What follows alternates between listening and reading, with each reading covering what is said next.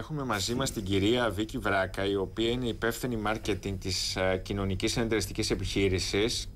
Έχει δημιουργηθεί μια διαδικτυακή πύλη για Έλληνες τουρίστες και που βοηθά άτομα με κινητικά προβλήματα να ταξιδεύουν παντού στη χώρα. Θυμάστε το περιστατικό με την μπάρα που δεν άφηναν να μπει στην παραλία? Ναι, αλλά μπήκε. Ναι, μπήκε γιατί έγινε θέμα στα μίντια. Αν δεν είχε γίνει θέμα, δεν θα αυτό όμως οι Έλληνες αυτή τη γαϊδουριά. Όπως είναι γαϊδουρία, είναι και πολύ ευαίσθητη.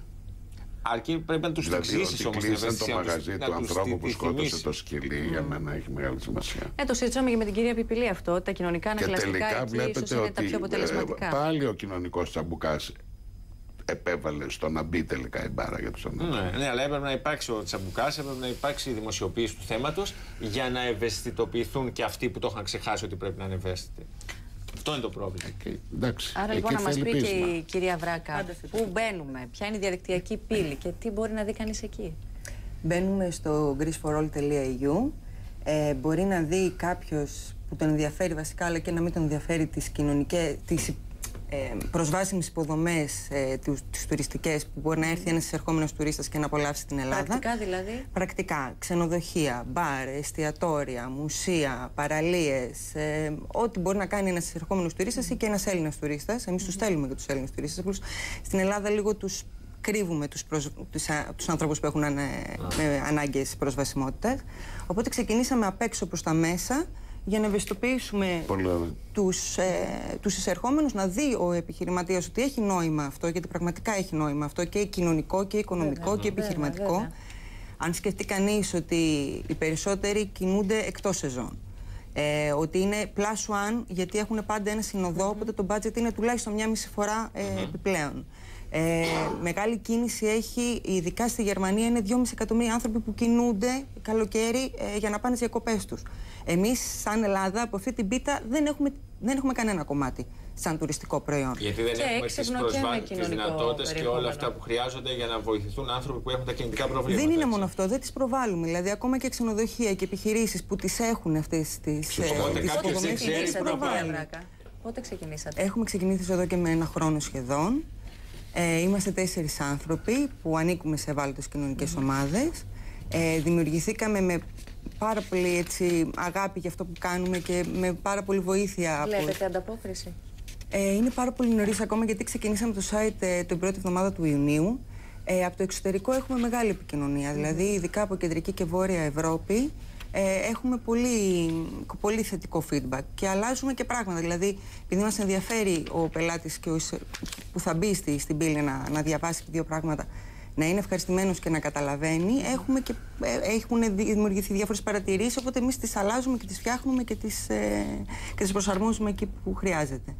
Και βέβαια προβάλλετε υποδομές, φαντάζομαι, σε ολόκληρη τη χώρα. Είναι 6 περιοχές αυξημένης τουριστικής κίνησης: Αθήνα, Θεσσαλονίκη, Χαλκιδική, Κρήτη, Ρόδος, Κέρκυρα. Και σιγά σιγά μπαίνει Πελοπόννησος και σιγά σιγά κάθε...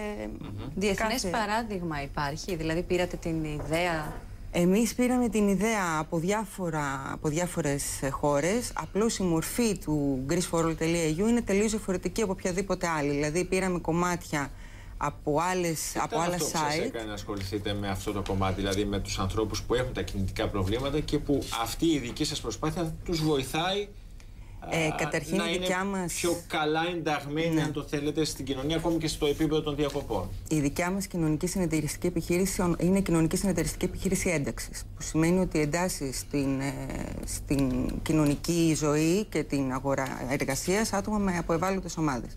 Πράγμα που σημαίνει ότι και οι 4 έχουμε ένα ζήτημα προσβασιμότητας σε διαφορετικό επίπεδο καθένας. Έχετε ένα προσωπικό βίωμα και που σας ανέκασε. Καταρχήν, ναι, ξεκινάμε από εκεί. Βοηθήστε συνανθρώπους που αντιμετωπίζουν ενδεχομένως πιο δύσκολα προβλήματα σε σχέση με αυτά που αντιμετωπίζετε. Είναι όμως και ένα νέο είδος επιχειρηματικότητας. Είναι ένα νέο είδος σαφές κοινωνικό πρόσημο. Είναι κάτι ανάμεσα στον ιδιωτικό και το δημόσιο τομέα, η κοινωνική επιχειρηματικότητα. Εμείς δεν θα είχαμε δημιουργηθεί αν δεν υπήρχε η Αναπτυξιακή Σύμπραξη Πρόσβασης, μέλη των οποίων είναι η ΕΛΕΠΑΠ, η Ελληνική Εταιρεία Αναπήρων Προσώπων, που ειδικά η πρόεδρος, η κυρία Μαριάννα Μόσου, μας έχει βοηθήσει πάρα πολύ. Η Ποσγαμαία, που είναι ο Σύλλογος Γονέων και Ειδεμόνων Ατόμων με Ειδικές Ανάγκες, το ΕΒΑ και η Mentoring. Είχαμε μεγάλη στήριξη, αυτό είναι αλήθεια, και τους ευχαριστούμε πάρα πολύ όλους, γιατί τέτοιες πρωτοβουλίες δεν είναι εύκολο να δημιουργηθούν, ακόμα και να το θέλεις πάρα πολύ. Και έχει να κάνει, ξέρετε, με το να σεβόμαστε τον άλλον, την προσωπικότητά του, το πρόβλημά του, την ιδιαιτερότητά του,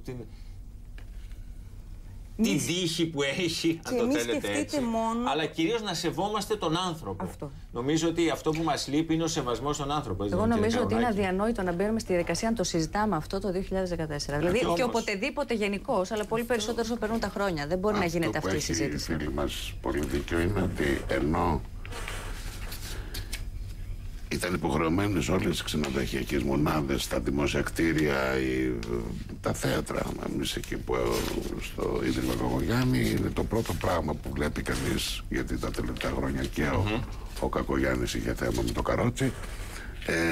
Μπορεί παντού να πάνε όλοι άμεσα.